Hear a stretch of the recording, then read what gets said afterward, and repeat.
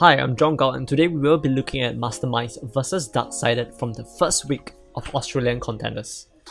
We won't be covering all the maps, just a single defensive hole on Eichenwalde.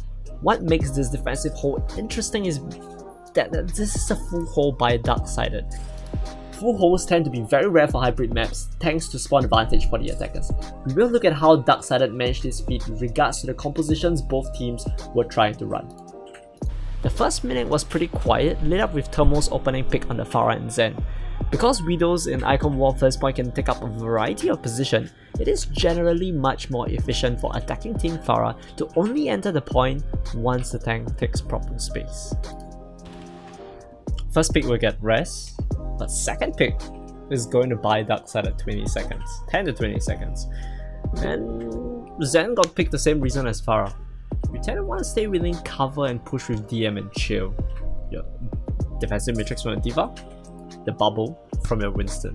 And this takes time to train in screams because this actually requires coordination to move a fragile support from point A to point B. This ain't ladder, this ain't Overwatch ladder where you could just nonchalantly scroll to the other side, right? And even in Contenders, people still make this mistake. Heck, even in the Overwatch league, mistakes are made. But reducing the number of careless picks is what separates a great team from a merely good one. About 2 minutes later, MGC decides to play a Tracer and a Pharah. Now, this composition has to set up the Tracer early before the team pushes in. The reason for this is because the Tracer's job here is scouting for Zen's Widow position and to target one of these characters. He shoots D.Va, revealing himself and the Zen, the Zen with the Mercy open fires back on him. And I would say this was a misplay because stealth is one of the most important traits for a Tracer to possess and it opens up an opportunity for free damage. A single clip done before the Zen notices sets up perfectly for your Winston to deal the rest of your damage. And some of the greatest Tracer in the world might even try for the one clip, right? Where a Tracer might strive to do all 200 damage, all 200 HP of damage on her own. It starts to get really messy here and Taki tries to go for the barrage where he takes out the Winston and dies. And he dies. And the question is this worth it?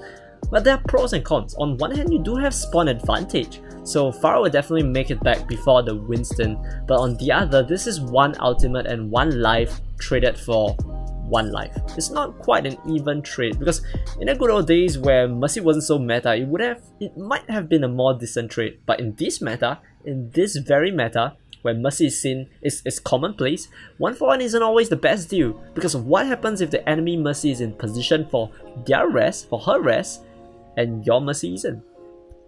So Yuki takes out Taki, dies to Norse, and there we go, the rest comes into play helped by the Transcendence. Still a 5 vs 5 and a flurry of trades break out, everyone's just shooting everyone, but slowly and steadily MGC started to get an advantage of their closest spawn. Yuki would push KST, MGC's Winston, and he would decide to hold on to his ultimate, a momentous decision that will work against MGC later, because he's now going to need to respawn. That's 10 seconds. He will need to get back to the point, and he would need to primal, and this is a big deal. This 10-15 seconds is a huge deal. So Yuki later on, Yuki blinks. You can see here, Yuki blinks to the back to fetch his Mercy back to the point, and he pulse bomb the D.Va.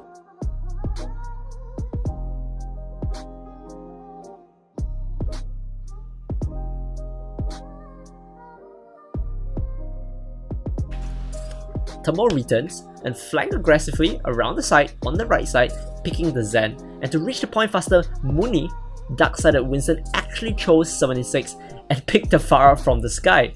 USMC later gets taken out by Mooney's Helix rocket and the table finally turned.